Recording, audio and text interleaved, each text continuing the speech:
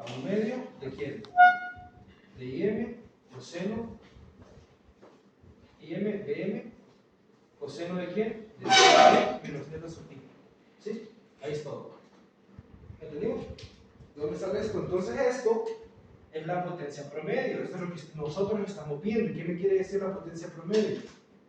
La potencia promedio no es más que un valor eficaz. Un valor eficaz es un valor RMS que me dice a mí con qué tanta eficacia esa fuente de corriente alterna me está supliendo la potencia como que si yo fuera, o que es como si la fuente fuera de corriente directa. Entonces es una analogía. Si yo tengo una fuente de corriente directa, una fuente de corriente directa, o mejor dicho, una fuente de potencia que me esté dando 10 watts de corriente directa, y yo quiero saber cuál es la potencia en un resistor, ¿cómo se haría? La potencia en un resistor Se sustituye, se ya sea la corriente o el voltaje. ¿verdad? Entonces eso les va a dar la potencia en esa carga. Esto es lo que me quiere decir. Ahora, con una fuente de voltaje alterno o corriente alterna, hacer la analogía y llegar a esa misma potencia con una potencia promedio que me puede entregar una fuente variable. ¿Sí? Entonces eso es un valor RMS, un valor eficaz. ¿Ok? Entonces, hasta aquí todo bien, ¿verdad? Hasta aquí nos habíamos quedado. Vamos a hacer un ejercicio para ver si comprendimos todo.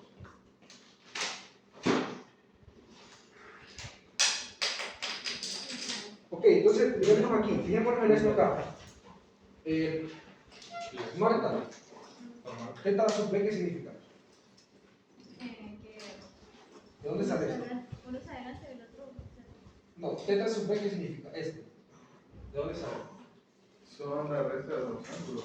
Sí, pero θ sub B, ¿qué significa? El ángulo del voltaje, ¿verdad? ¿Y θ sub I? El ángulo del El ángulo de la corriente. Ok, si estos fueran iguales, ¿cuánto sería esto? cero.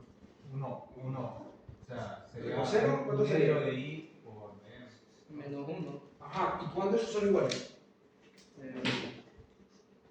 Pero entonces, ¿cuándo esos dos ángulos son iguales? Cero. O sea, no es la. Cuando esté en fase. ¿Y cuándo están en fase?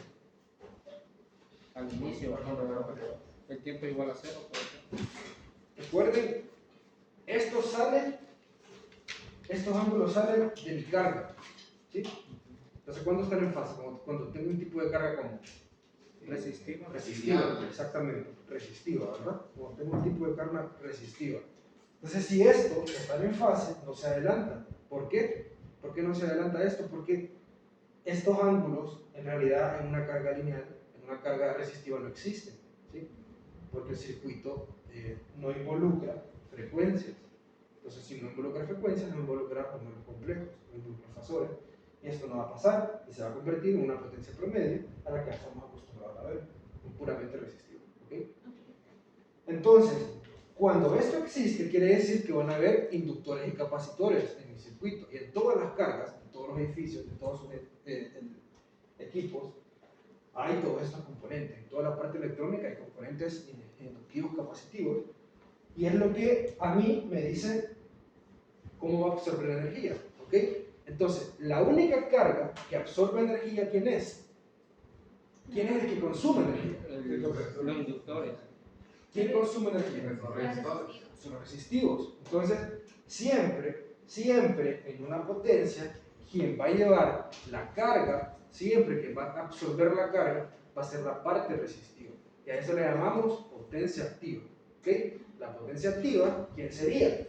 Si lo resistivo está vinculado a la parte real de una impedancia, ¿quién sería esta parte entonces, si lo vemos como un número complejo, de la carga resistiva? ¿Quién sería? Si aquí decimos que esto es igual a 0 cuando es una resistencia, la que tengo conectada, y la resistencia la tengo ligada a la parte real, y si esto es un número complejo, ¿qué parte es esta de número complejo? La imaginaria, el otro lado. Y esto es la real. La real, exactamente. Va a ser la real solo si esto es igual a 0, ¿verdad? ¿Ok?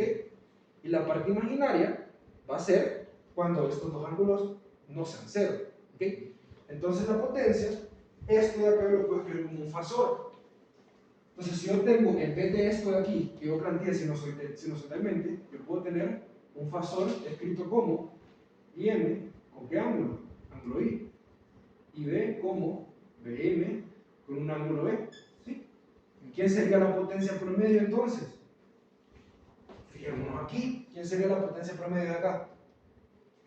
Esto es un fasor, pues. ¿Sí? ¿Qué era un fasor? Un fasor, nosotros teníamos una magnitud, una amplitud A, ¿sí? Por un coseno de cualquier ángulo, lo voy a poner phi para que no se confunda, más J seno de ese mismo ángulo, ¿verdad? ¿Quién es la parte real? Esta, ¿verdad? Parte real, y la parte imaginaria, esta de aquí. Esta es la amplitud. Hagamos un homólogo de esto aquí. ¿Quién sería entonces? ¿Lo pueden ver? ¿Quién sería A en esta parte de aquí? Y M en B. ¿Qué más? El 1 medio. El 1 medio, ¿verdad? Entonces, ¿este quién sería entonces? La parte real. Este sería este coseno de aquí, y este phi sería este ángulo, ¿verdad? Entonces aquí yo tendría coseno de el ángulo este, que yo lo representé como phi aquí, ¿sí? Más J seno de quién? De ese mismo ángulo, ¿verdad? La pregunta es, ¿aparece esta parte de aquí? No. ¿Aparece? No. No, ¿verdad? Esta parte no aparece, entonces es 0. Este fasor yo lo puedo escribir entonces como, ¿qué parte me queda entonces? La real. Solo la real. Entonces lo puedo escribir como 1 medio de BM y M. 1 medio de la parte real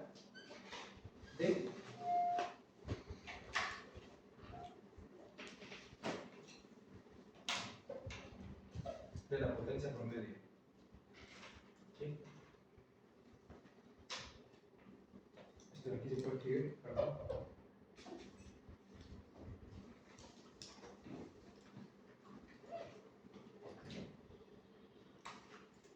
Así va. La parte real del vector o del fasor y por B.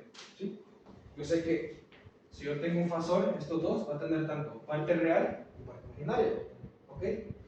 Pero aquí solo quiero la parte imaginaria para que me mida el valor eficaz. ¿Por qué? Porque el valor eficaz está midiendo potencia activa. La potencia activa es un número escalar normal. Si ustedes tienen un instrumento que les mide números imaginarios, no, en este momento no. Estamos midiendo únicamente potencia activa y esto se va a medir en watts normales, como estamos acostumbrados. Ahora, ¿qué pasa si yo no tuviera esto de aquí? Si no tuviera una multiplicación de I por B. Sería resistivo. Si solo tuviera esta multiplicación en medio de esto, estos son fasores, Sí, se puede tener. entonces eso puede tener parte imaginaria, ¿sí? Pero como es la por medio, la potencia por medio la que yo vengo encontrando, la potencia por medio me va a decir a mí cuánta potencia le está entregando la fuente de corriente o fuente de voltaje a mi carga. Entonces la parte real, ¿sí? Entonces cuando ustedes les den una configuración así, lo pasan a fasores y sería un medio de la parte real de esto. ¿Sí me acepto eso? ¿Okay? Siempre hay que pasar los fasores. Esto siempre lo vamos a rebajar en fasores. Lo hacemos así para ver de dónde sale. Y después lo pasamos a fasores.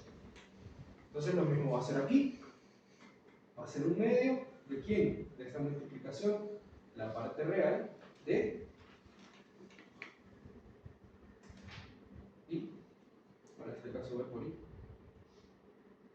B por I. Pero para que esto se cumpla, esto no es más que un medio de B por I conjugado. ¿Sí? ¿Por qué I conjugado? Porque, ¿qué pasa con fasores cuando yo tengo dos ángulos multiplicados? Bueno, o dos fasores multiplicados. Las magnitudes se multiplican y los ángulos se suman. ¿Sí? Pero yo aquí ocupo que se resten. Entonces ocupo conjugar el término de la corriente. Entonces, en este caso, cuando ustedes conjugan un fasor, por ejemplo, cualquier fasor que tenga una amplitud A y un ángulo θ, el fasor conjugado va a ser esa amplitud A menos un ángulo θ. ¿Sí? Ese es el fasor conjugado. Entonces, esto va a ser la potencia que nosotros estamos acostumbrados a tratar. ¿Ok? Y esto lo puedo hacer con ley de Ohm, por ejemplo. Si yo tengo la corriente y quiero encontrar la potencia de una resistencia, ¿quién sería? La potencia promedio, ¿no? Cuando le pongo así mayor, ¿cuál es potencia promedio? Si lo pusiera minúscula de T, potencia simultánea. Voy a cuadrado de. Ajá. Voy a cuadrado ¿Y el cuadrado? de. Entre R, ¿verdad? ¿Sí? Este R va a ser de mi carga. Ahora, ¿qué pasa si ustedes quieren medir potencia promedio en un resistor? En un capacitor. Vamos a ver si entendieron. O en un inductor. ¿Cuánto sería? ¿Algo? Se aplica la fórmula que ustedes están aplicando. Ajá. ¿Y cuánto sería? Si no sería. No sería el cuadrado por R. Bueno, se utiliza siempre la de potencia, pero aplicando ¿Ves? la Igual integral. así. O sea, si se usa la fórmula sería B cuadrado.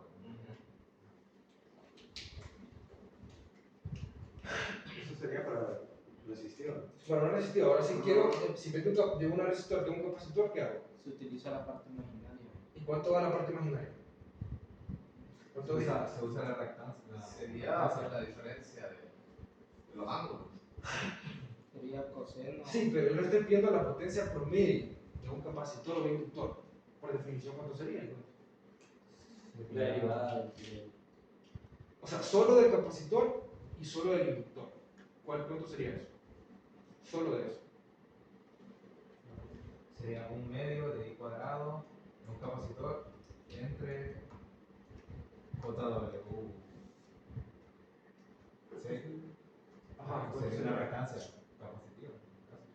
Pero ¿cuánto sería la promedio? ¿Cuánto nos dio esta parte de aquí? Sería cero. La promedio en un capacitor, solo en un capacitor va a ser cero. Y la promedio solo en un inductor va a ser cero. Porque la promedio me mide potencia activa. ¿Sí? De aquí viene, solo mide la parte real. Solo mide la parte real, por definición. Entonces la promedio siempre en un capacitor y un inductor va a ser cero. Se la mide en todo el circuito, ahí sí va a ser distinta, porque va a tener una parte resistiva. Pero en un inductor y en un capacitor va a ser cero, porque estos elementos no están absorbiendo energía, están almacenando energía y después la están entregando en un tiempo instantáneo, ¿sí? Entonces, toda la parte donde se absorbe energía la tiene el resistor. El resistor la puede disipar o la puede trabajar de otra forma. Realmente toda la disipa en otro tipo de energía, pero en este caso nos vamos a quedar, por definición, que en un capacitor y en un inductor la potencia promedio va a ser cero siempre. ¿Okay? En instantánea no y en esta no. En un circuito completo o en la fuente que le entrega, ahí sí no. Pero en esa carga sí. ¿Por qué? Porque es la parte imaginaria de esta parte de aquí. Y por definición vimos que la parte imaginaria no existe. Entonces no vamos a tener nada de eso. ¿Ok? Vamos a hacer un ejercicio. Hace primero la pregunta. Este es un medio por B, por I. ¿Qué estaba llevado? No, este es De la forma de la potencia. aquí, al cuadrado. Esto es ley de Ohm. ¿Y el que está arriba? El de I. Esto es conjugado. Ya habían visto este término. Yo asumo que ahora lo habían visto. Sí. ¿Sí? ¿Lo vieron en variable compleja? Sí, ¿verdad? A veces puede aparecer así, o a veces en algunos libros aparece como una respuesta. ¿Sí? O a veces aparece así, una barrita. En los libros que he visto yo, ¿no? Pero generalmente aparece como un asterisco. ¿Puedo borrar? Ok, entonces en el examen, estos ejercicios son sencillos, pero a mí me interesa que sepan de dónde vienen las cosas. No solo hay que aplicar la fórmula. Al final tenemos una fórmula y la aplicamos, pero es necesario saber qué es lo que estamos haciendo con esto. ¿Por qué lo podemos usar? Por ejemplo, la pregunta que surgió la vez pasada, ¿por qué no lo puedo trabajar? ¿O por qué no trabajo así como las fuentes, con más y menos, ¿verdad? Cuando estoy alternando la corriente. Entonces, por ese tipo de preguntas conceptuales. En el examen van a ver teoría, teoría. Ya puedo ver. El examen viene 40 de teoría y 60 práctico, ¿verdad? Entonces yo asumo que nadie tiene problemas con con la calculadora. Que todos estamos bien ahí. Ahora, antes fue el que trajo computadora, ¿verdad? Ah, no, que yo traje, no, fue Raúl. Fue mi hermano gemelo malvado. Sí. A ver, este con guía de compartirlo, pero... No, hombre, si ya nos confundió la rectora de la universidad.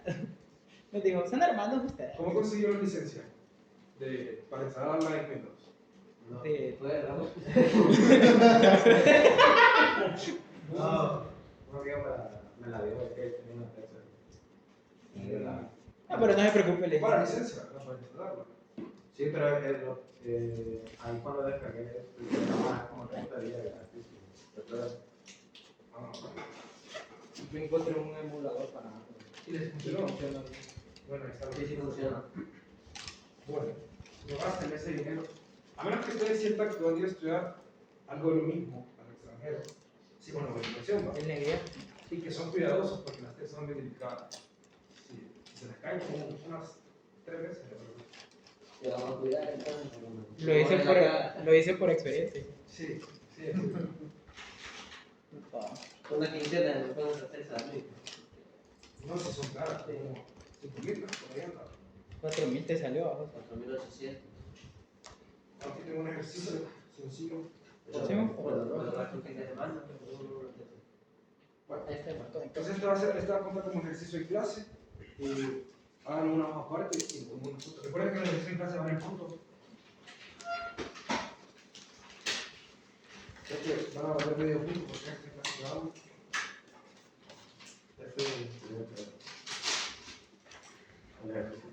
¿Cómo? este sería el 3 que hacemos. Se va a llamar como de semana. Entonces, este es el 4 ejercicio en clase. Y si hay una tarea, lo voy a poner 4.2. Se va a leer.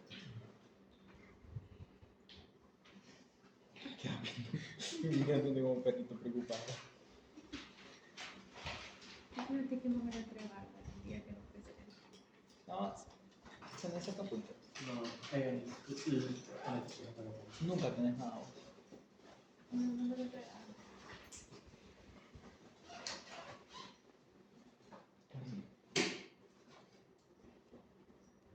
Entonces, les pido potencia esta instantánea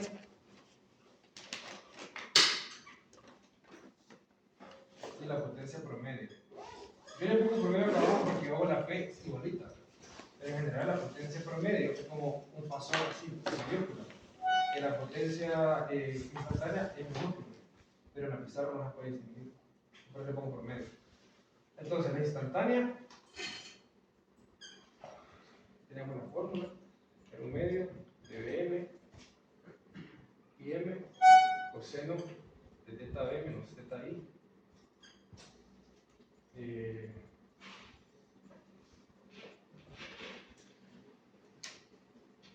Más un medio de Bm y M coseno de 2 omega t más teta B más teta I. Esa es. Y esta simplemente un medio de Bm y M coseno de teta B menos teta I. ¿Sí? Eso es todo. Eso es lo que les pido. Encuentren PDT y P. Promedio.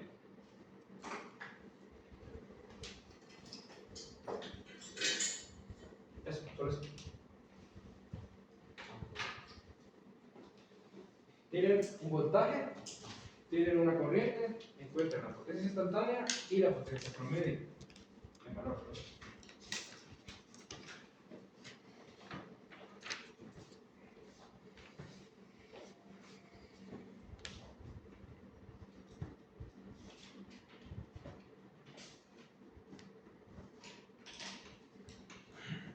Y me hago una pregunta.